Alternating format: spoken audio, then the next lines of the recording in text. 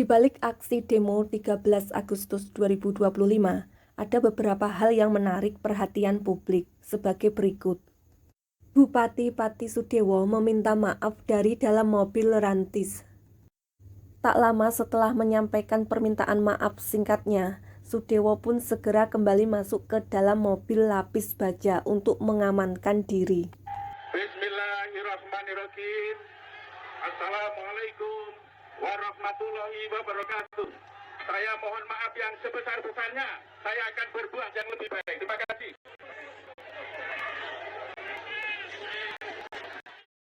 Hal ini memunculkan pertanyaan, berapa harga kendaraan sejenis itu? Untuk satu unitnya, mobil taktis seperti yang ditumpangi Sudewo itu diperkirakan memiliki harga di kisaran 600 juta hingga 700 jutaan. Bahkan ada versi yang lebih lengkap, mungkin dengan fitur militer atau dudukan senjata yang harganya bisa mencapai 1,2 miliar rupiah. Dari kejadian tersebut, banyak netizen yang memberikan komentar positif tentang warga Pati. Salah satunya, sepertinya revolusi dimulai dari kota Pati. Dilihat dari kekompakan para warga yang begitu luar biasa. Semoga kebersamaan warga Pati bisa menginspirasi warga wilayah lain di Indonesia. Kalau di Pati sukses, ini akan jadi tonggak bersejarah revolusi rakyat, mulai dari level kabupaten, ungkap netizen lainnya. Sementara itu, Bupati Pati Sudewo menanggapi desakan massa yang memintanya mundur. Dia menegaskan semua ada mekanismenya. Saya akan dipilih rakyat secara konstitusional dan secara demokratis, jadi tidak bisa saya berhenti dengan tuntutan itu. Semua ada mekanismenya, ujar Sudewo. Di kantor Bupati Pati. Pantauan detik Jateng pukul 13 waktu Indonesia bagian Barat, perwakilan massa berhasil menduduki gedung DPRD. Akhirnya DPRD Pati sepakat mengusulkan pembentukan Pansus Pemakzulan Bupati Pati. Kepala Pusat Penerangan Kemendagri Beni Irwan kepada wartawan menerangkan proses usulan pemakzulan kepala daerah tidaklah singkat dari DPRD Kabupaten, nantinya akan dikirim ke Pemprov Jateng, baru kemudian dilaporkan ke Kemendagri. Selanjutnya adalah no viral no justice, yang mengandung arti bahwa tanpa viral keadilan tidak akan terwujud. Pati adalah peringatan bagi siapa saja yang berperan sebagai pemangku kebijakan untuk menekankan pentingnya pemahaman dan kepedulian para pengambil keputusan terhadap kebutuhan, aspirasi, dan kondisi sosial masyarakat yang mereka layani sebelum mengeluarkan kebijakan baru. Meskipun kenaikan pajak bumi dan bangunan perdesaan dan perkotaan hingga 250% hanya dirasakan 1 tahun sekali oleh masyarakat, bukan berarti tidak menjadi beban oleh rakyat, khususnya masyarakat menengah ke bawah. Mengingat di tahun-tahun sebelumnya, masyarakat sudah menanggung beban pajak akibat kenaikan pajak PPN yang sebelumnya 10% menjadi 11%. Beserta kenaikan BBM dan kenaikan PPN 11% menjadi 12% yang akan membuat beban masyarakat semakin berat. Persaingan kerja, tekanan sektor perbankan, tekanan eksternal berupa ketidakpastian ekonomi global seperti kenaikan suku bunga The Fed yang membuat nilai tukar rupiah melemah. Presiden Amerika Trump menetapkan tarif impor barang dari Indonesia 32% menjadi 19%. Tarif 19% untuk produk kita mungkin terdengar positif, tapi di saat yang sama, Amerika Serikat mendapatkan fasilitas tarif 0% untuk masuk ke pasar Indonesia. Ini bisa menjadi resiko besar bagi sejumlah sektor, kata Bima seperti dikutip dari Antara. Dan meningkatnya ketegangan geopolitik global menjadikan perekonomian Indonesia diproyeksi masih melambat dan daya beli masyarakat menurun. Di tengah situasi sosial yang memanas akibat lonjakan PBB, wajar jika publik mempertanyakan sensitivitas kebijakan fiskal yang diambil serta ucapan kontroversialnya dalam sebuah video sempat memicu kemarahan publik. Saya minta maaf yang sebesar-besarnya atas pernyataan saya. Silahkan lakukan. 5.000, silahkan. Jangan hanya 5.000 orang, Masa silahkan. 50.000 orang Saya suruh tidak gerak. akan nantang Saya tidak rakyat. akan gentar. Sama sekali tidak ada maksud untuk menantang rakyat.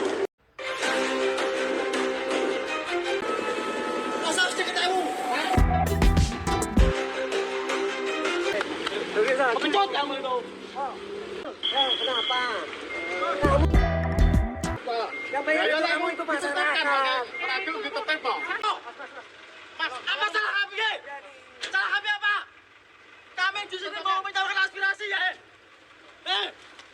Jangan semena-mena. Aku tidak takut. Terserah. Jangan 50.000. Sama saya saja. Tetapkan. Pak polisi. Tidak boleh. Jangan. Polisi nggak berhak. Turunkan. Langsung masuk mas. Nggak boleh. Ke sana. Berapa ke sana mas? Nggak boleh. Ayo, coba diatur mas. Ampun mas, ampun. Ngerti nggak?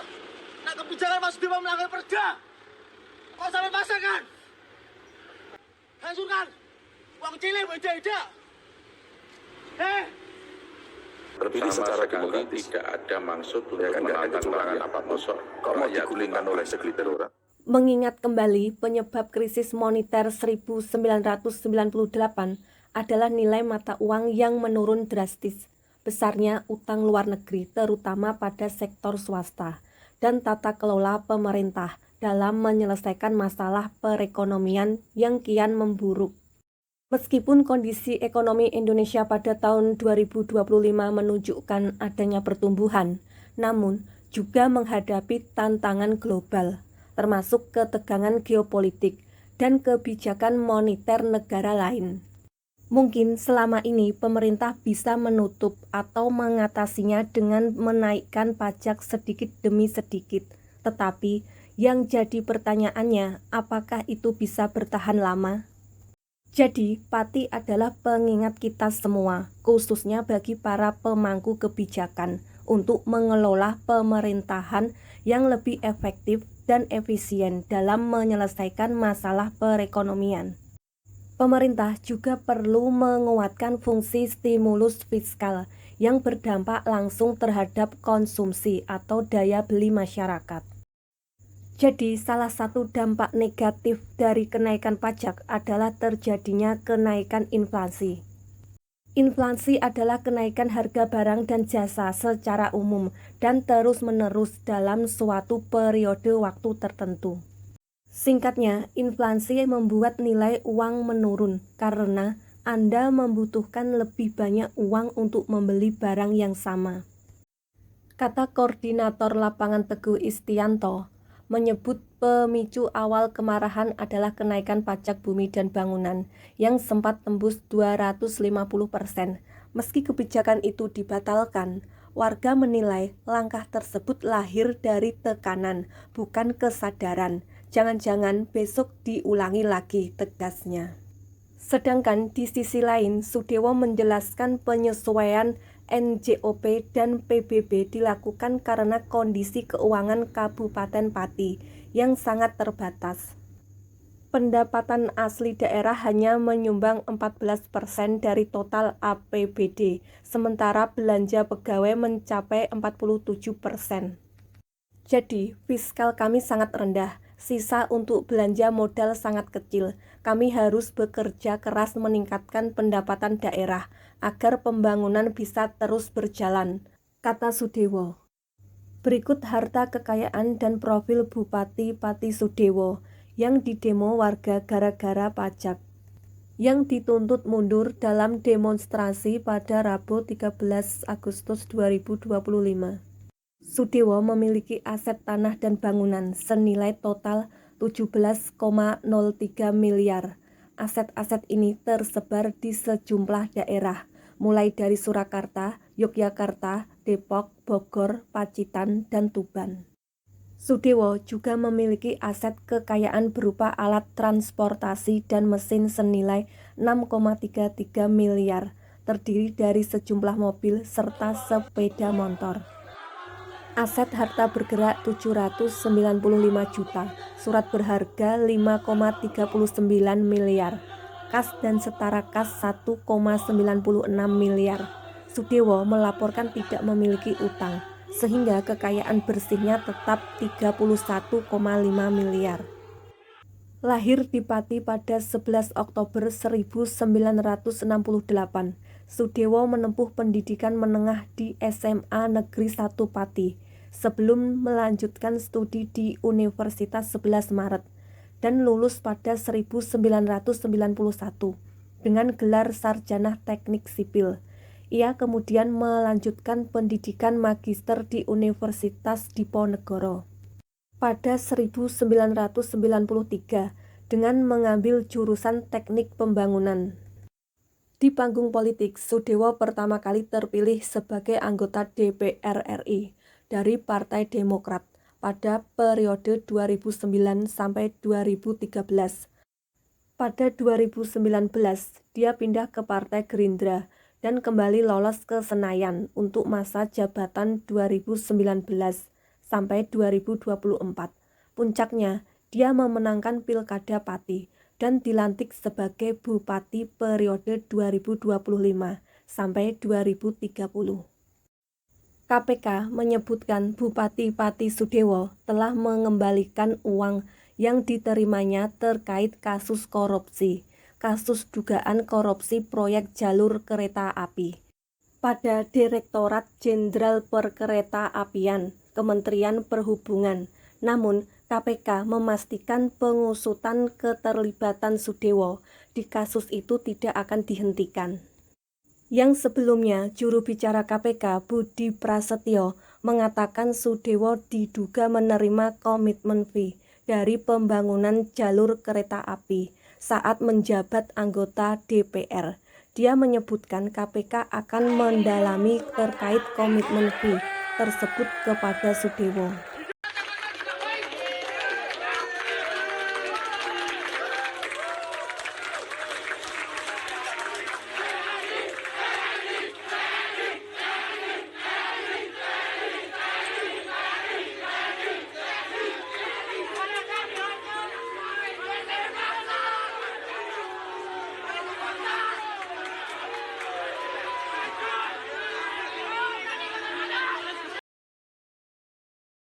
Ya, agenda hari ini mendengarkan pidato kenegaraan Pak Presiden Prabowo, sidang MPR tahunan dengan DPR, DPD, dan DPR untuk dalam rangka Hari Kemerdekaan RI yang ke-80. Pak, ini Bupati Garuda kenapa Pak ini Pak? Bupati Garuda kenapa? Ya, sebenarnya cinta damai Pati ya.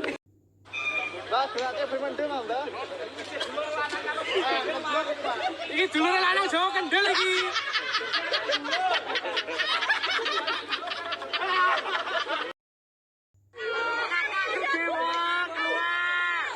Ayo kakak keluar sayang. Ini masih seandainya belum masuk kesatuan seperti ini. Mungkin dia ada di pihak kita. Saya yakin dia juga ikut. Iya, oke Pak, siap. Memberikan nama baik yang terbaik. Semangat, semangat. Dia juga masuk ke kesatuan ini. Karena dia masih muda. Mudah-mudahan dengan besok amanah Mas ya. Jangan yang seperti seperti jodoh ya. Semangat, semangat. Dan saya pesan masjid sama sahabat tempat ibadah. Mas. Jangan sampai dijadikan sasaran rumah sakit tempat ibadah. Pati ini menempati peran sentral dalam pergerakan sosial di Indonesia. Secara sejarah, Pati itu memang identik dengan perlawanan. Di abad 19, ada seseorang petani, pemimpin petani namanya Samin Surasetiko. Itu kan dia memimpin gerakan Samin itu dari Blora sampai ke Pegunungan Kendeng itu masuk di wilayah Pati. Pati itu masuk dalam wilayah di mana Samin Surasetiko memimpin yang namanya civil disobedience di masa penjajahan Belanda. Pembangkangan sipil yang dilakukan oleh petani itu sudah dimulai pada masa itu, awal abad 19, sampai Surat Sentiko di wilayah Pati. Dan bentuk yang mereka lakukan adalah mereka menolak membayar pajak. Jadi perlawanan terhadap pemerintah kolonial dalam bentuk membangkang, dalam bentuk memboikot pajak itu merupakan respon dari kebijakan-kebijakan pemerintah saat itu yang semakin memeras petani, yang semakin membuat petani sulit, yang semakin menciptakan penderitaan. Oke, itu kan sudah menjadi sebuah cikal bakal tersendiri. Broke out at a demonstration involving thousands in Pati, Regency in Central Java, Indonesia on Wednesday.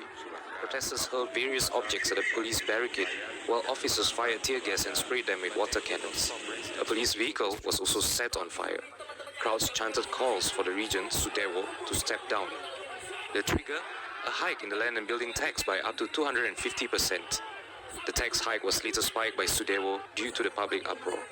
The regent had also challenged Pati residents to stage a massive protest, a move he later apologized for, to impeach Sudewo.